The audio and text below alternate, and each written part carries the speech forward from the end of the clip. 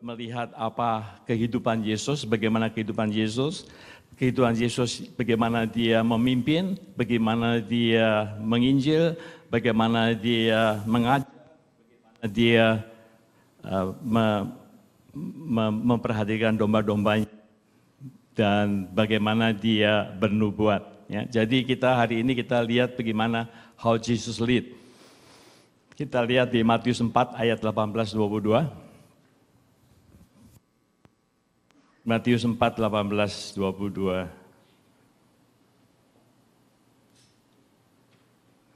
Oh, hilang. Oke. Sudah dapat, saya baca ini. Matius 4, 18-22 ya. Dan ketika Yesus sedang berjalan di Danau Galilea, ia melihat dua orang bersaudara, yaitu Simon yang disebut Petrus dan Andreas saudaranya. Mereka sedang menebarkan jala di danau sebab mereka penjala ikan. Yesus berkata kepada mereka, "Mari, ikutlah aku dan kamu akan kujadikan penjala manusia." Saya tertarik dengan firman Tuhan ini. Kalau kita lihat apa yang dilakukan Yesus pada waktu dia ada di dunia, yaitu dia pertama kali dia mencari murid-muridnya. Ya.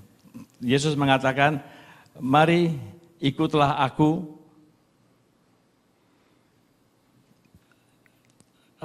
dan kamu akan kujadikan penjala manusia." Di dalam statement itu, saya melihat banyak hal yang bisa kita uraikan. Ya. Jadi, mari ikut aku, akan kujadikan engkau sebagai penjala manusia, padat dengan banyak informasi yang kita dapatkan. Ya. Pertama adalah kata ikut. Kita lihat bahwa Yesus memulai pelayanannya dengan mencari manusia, mencari orang-orang yang bisa dijadikan sebagai murid. Mari ikut aku, dan seorang pemimpin yang baik, ya, itu akan memberikan hidupnya bagi murid-muridnya, sehingga murid-muridnya selesai di dalam dilatih oleh gurunya. Saya masih ingat pada waktu saya masih kuliah di tingkat 4 Trisakti Elektro. Salah satu daripada persyaratan kita harus bikin tugas kecil dan tugas besar. Tugas besar itu sesuatu yang untuk tesis yang sampai kita dinyatakan lulus untuk menjadi dalam hal ini insinyur sarjana elektronika. Tapi tugas kecil itu membuat sesuatu. Dan saya dapat dosen lulusan Jepang. Namanya saya masih ingat Insinyur Purwanto, dia kerja di El Nusa waktu itu. Dan saya suka sekali karena saya sebenarnya tidak bakat jadi sarjana. Jadi cuman teorinya aja tahu, tetapi prakteknya saya tidak bekerja di dalam sebagai insinyur listrik, tapi saya bekerja sebagai programmer. Nah, dia ini caranya, dia baru pulang dari Jepang. Caranya melatih saya, dia bilang bahwa kamu harus membuat regulated power supply, DC, tapi ya, voltasinya sih nggak terlalu susah, tapi ampernya harus sampai 3 ampere atau 1 ampere, saya lupa, itu gede banget. Dan hasilnya itu akan dites, dibawa ke rumahnya, dicolokin semalaman, kalau itu kebakar ya saya nggak lulus, tapi kalau itu nggak kebakar saya lulus. Jadi nggak ada jalan keluar untuk harus buat benar-benar. Tapi saya akan bilang bahwa saya nggak punya pengalaman seperti itu. Saya bukan orang yang handyman. Tapi saya beruntung sekali mendapatkan guru yang mengetahui bagaimana caranya menuntun seorang murid. Apa yang dilakukan? Waktu itu zamannya bukan zaman seperti sekarang ada IC dan sebagainya. Tapi itu zaman transistor, zaman tabung masih ada. Yang semiconductor yang seperti itu. Dan dia kasih buku tebal, pertama dia ambil 3/4.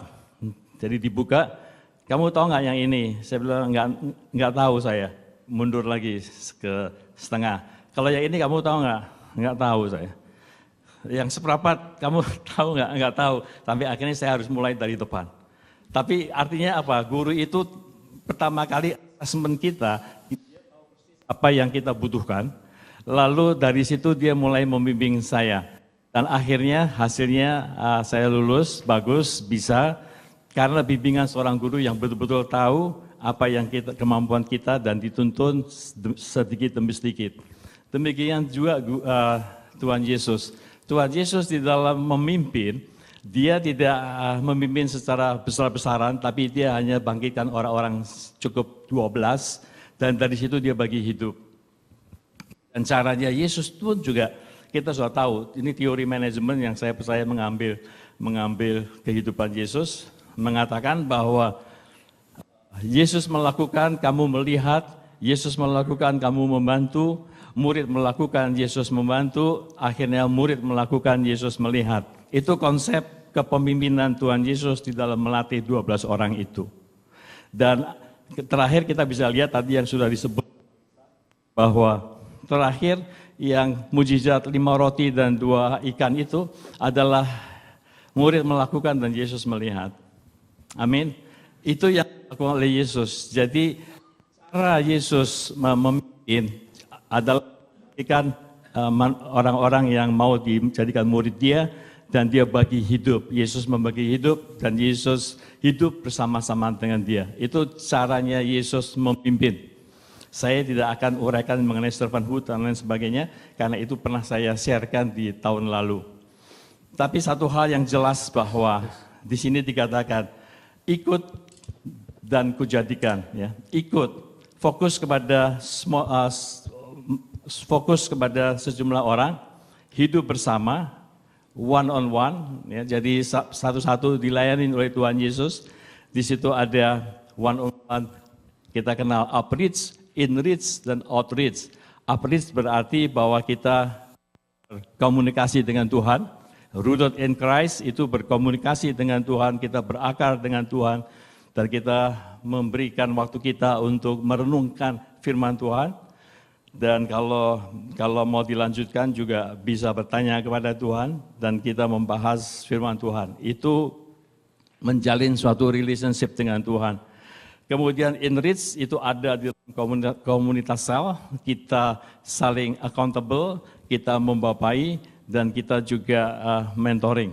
Jadi enrichnya itu ada 3 tahap, yaitu kita sebagai bapa, kita sebagai teman sepelayanan, tapi juga ada yang kita perlu mentorin. Ya, jadi ada 3, bapak sama mentor lain. Bapak lebih dekat, ya, mentor hanya mengajar. Kemudian kita juga bisa melihat bahwa di dalam mengikuti Yesus, Yesus adalah jadi modelnya. Yesus adalah modelnya. Saya bulan November Desember pernah mengatakan life begins at the end of comfort zone. Itu bukan sesuatu yang tiba-tiba terpikir di saya. Saudara juga tahu dari mana perkataan itu. Dan kalau saya lihat tadi juga sudah disampaikan, itu Yesus yang melakukan juga dalam hidupnya. Dia kurang apa di surga? Zona nyaman buat Yesus di surga. Tidak kekurangan apapun juga, semua malaikat menyembah dia. Tapi dia meninggalkan comfort zone itu untuk datang ke dunia. Untuk menjadi manusia, bukan hanya jadi manusia, dia menjadi hamba. Dan bukan hanya harus menderita kematian. Sudah jelas itu adalah keluar dari comfort zone. Dan saya pernah katakan life begin at the end of comfort zone. Ya, jadi itulah yang terjadi dalam kehidupan kita. Yesus jadi model. Kemudian kita melihat tuh bahwa mengikuti Tuhan Yesus itu punya 2 dimensi. Mengikuti Yesus punya 2 dimensi. Following Christ itu tidak hanya sekedar go with Christ, tapi following Christ juga ada leaving something behind. Tadi Eric juga sedikit singgung. Mengikuti Kristus itu bukan hanya sekedar go with Christ ke depan, tetapi mengikuti Kristus konsekuensinya adalah ada sesuatu yang harus ditinggalkan. There is something leaving behind, itu ada. Dan itu yang sulit buat manusia. Manusia tidak bisa atau tidak berani atau take it for granted kalau Tuhan itu serba tahu. Bahwa Tuhan itu yang paling benar dan apapun yang dia katakan atau instruksikan atau atau framework yang kita harus belajar, itu Tuhan pasti benar lah. Kita tidak pernah bisa bertanya lebih pintar dari Tuhan. Kita agree. Tapi agreement kita dengan Tuhan, itu tidak berarti bahwa kita obedience kepada Tuhan. Antara agreement sama obedience, itu masih ada sesuatu yang harus diproses. Ngerti ya? Kalau Tuhan menginstruksikan kita sesuatu, dan itu kita agree, kita akan obey.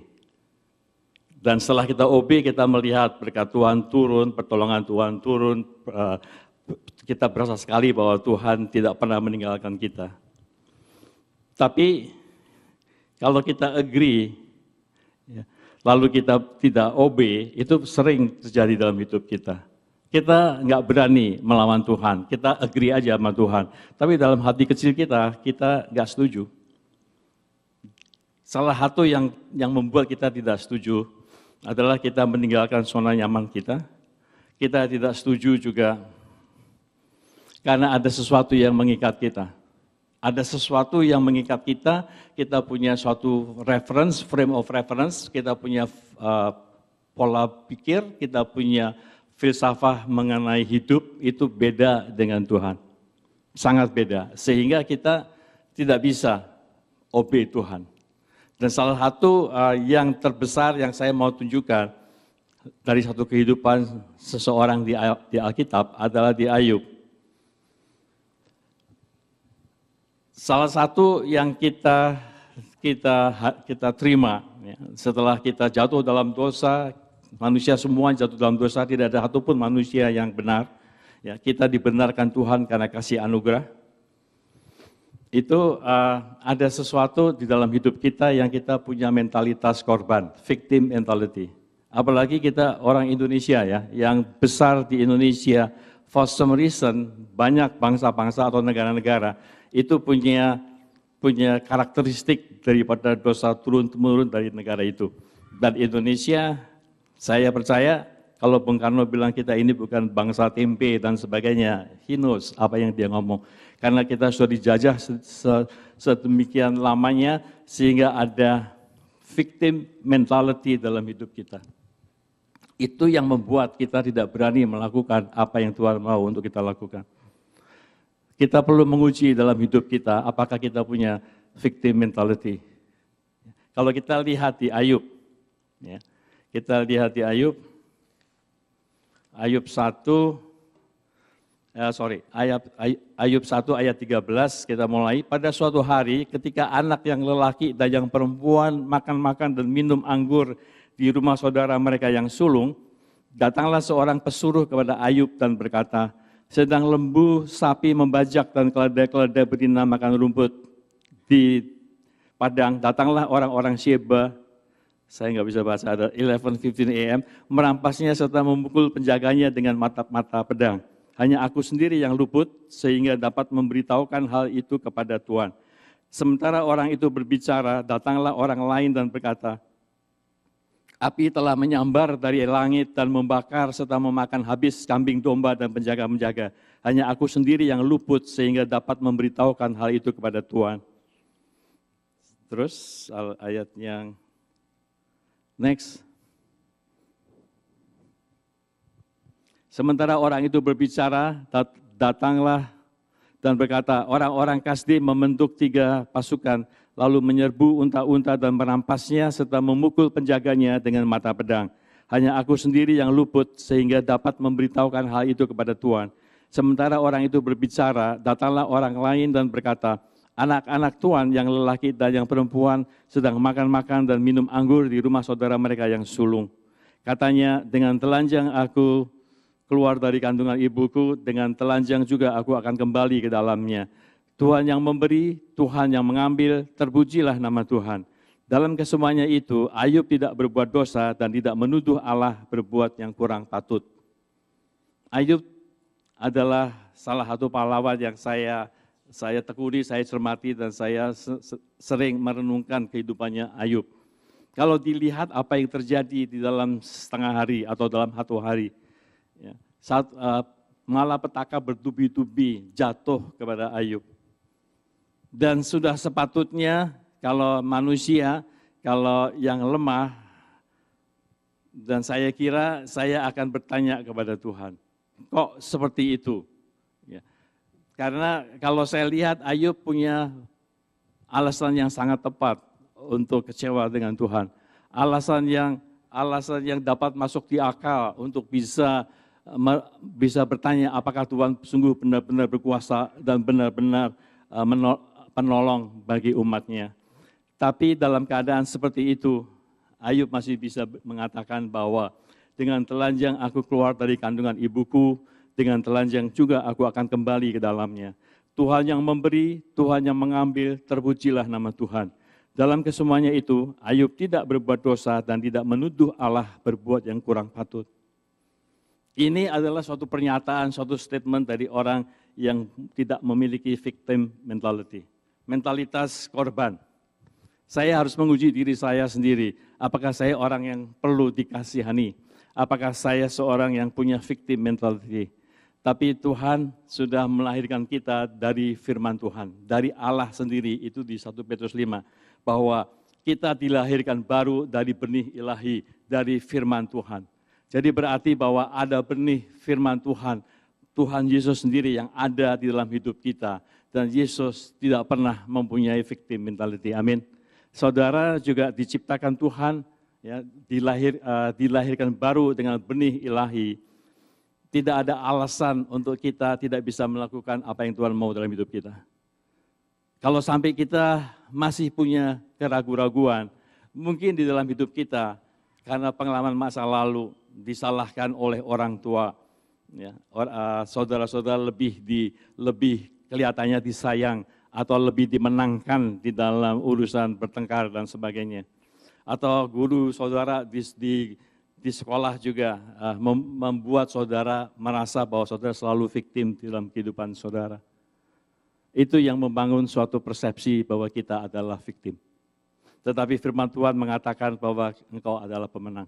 Saudara adalah pemenang, victor, bukan victim. Karena saudara dilahirkan dengan benih ilahi. Pakai dan tangkap firman Tuhan ini bahwa saudara bisa melakukan apa yang Tuhan mau untuk saudara lakukan. Dan hasil daripada melakukan pekerjaan Tuhan, melakukan firman Tuhan, mengatasi segala situasi, segala circumstances, saudara tetap menang. Karena saudara tahu bahwa firman Tuhan, bahwa Yesus Kristus menolong dan mendukung dan mensupport saudara. Amin. Amin. Amin. Jadi kalau kita lihat, ikut aku dan kujadikan. Jadi ikut follow Christ. Dan di dalam kehidupan ini, perhatikan bahwa ternyata kehidupan kita itu diatur dan dituntun atau diarahkan dengan jawaban ya dan tidak. Your life, your future is determined atau ditentukan with the yes and no word. Apa yang kau katakan yes kepada sesuatu tantangan atau sesuatu pertanyaan dalam hidup saudara, dan apa yang saudara katakan no di dalam kehidupan saudara. Yes and no itu adalah sesuatu yang saudara perlu perhatikan dalam hidup saudara. Yang paling baik, yang paling sempurna, yang paling tidak ada salahnya, selalu mengatakan ya kepada instruksi Tuhan. Sebab sekali kita tidak mengatakan yes, kedagingan kita akan rebel kepada jiwa kita, kepada spirit kita. Jadi kalau Tuhan bilang kemari dan kita tidak mau ke situ, kita ke tempat lain, itu berarti bahwa di dalam hidup kita akan ada pertempuran antara kedagingan kita dengan tuntunan Tuhan.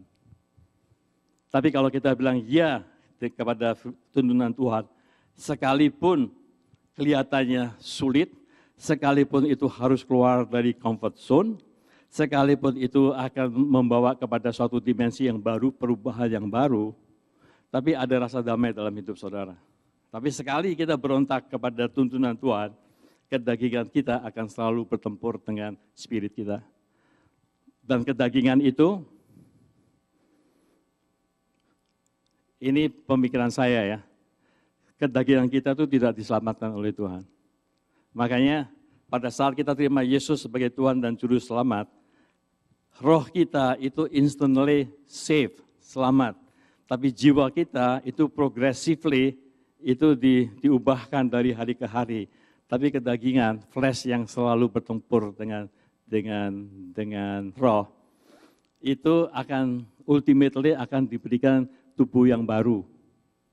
Jadi tubuh kita itu tidak diselamatkan. Karena yang namanya kedagingan itu selalu bertentangan dengan roh. Makanya yes kepada Tuhan dan tidak dan yes kepada apa yang dikatakan Tuhan dan kalau Tuhan bilang tidak ya kita ikut. Itu akan mempengaruhi hidup saudara ke depan. Amin. Amin. Ya, antara iya dan tidak. Dan ku jadikan engkau sebagai penjala ikan. Saya berpikir begini ya. Setiap orang punya instruksi oleh Tuhan untuk kita menjangkau. Tapi kalau dikatakan penjala ikan, saya renungkan, dan pada saat Tuhan Yesus ketemu sama Simon Petrus sama Andreas, mereka lagi mending, menganyam, mending the net. Jadi ini adalah suatu teamwork, ada suatu bekerjasama antara satu tubuh Kristus. Ada yang mending, ada yang menebar jala, tapi juga ada yang goreng ikannya untuk dimakan. Jadi itu adalah satu teamwork. Dan saya melihat bahwa pakai istilah penjala ikan itu suatu hal yang benar, karena itu sesuatu yang kita tidak akan lakukan sendiri, tapi kita akan lakukan bersama-sama. Amin. Amin. Jadi selama kita diproses oleh Tuhan, itu sebenarnya yang akan diatur oleh Tuhan, itu cara kita berpikir, sama hati kita punya hati yang taat.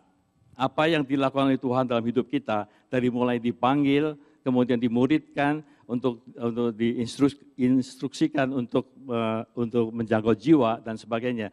Apa yang dilakukan oleh Tuhan, itu adalah agar kita punya perspektif seperti Kristus. Karena tanpa perspektif seperti Kristus, kita tidak akan pernah mau menjangkau. Kita hanya berpikir untuk diri kita sendiri. Dan juga mempunyai hati yang taat. Heart of obedience. Dan satu kunci juga, setiap tindakan obedience itu saudara ditransformasi. Kalau ditanya bagaimana sih transformasi? Transformasi itu terjadi pada saat kita obey Tuhan. Setiap an act of obedience, even though it is a small step of obedience, saudara ditransformasi. An act of obedience itu hasilnya adalah transformation.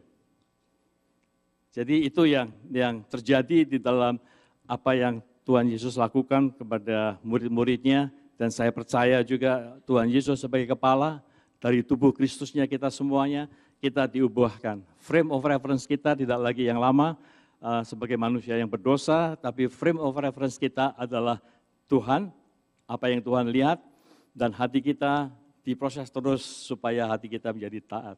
Amin, saudara. Amin. Sampai sini dulu, dan kita akan berdoa.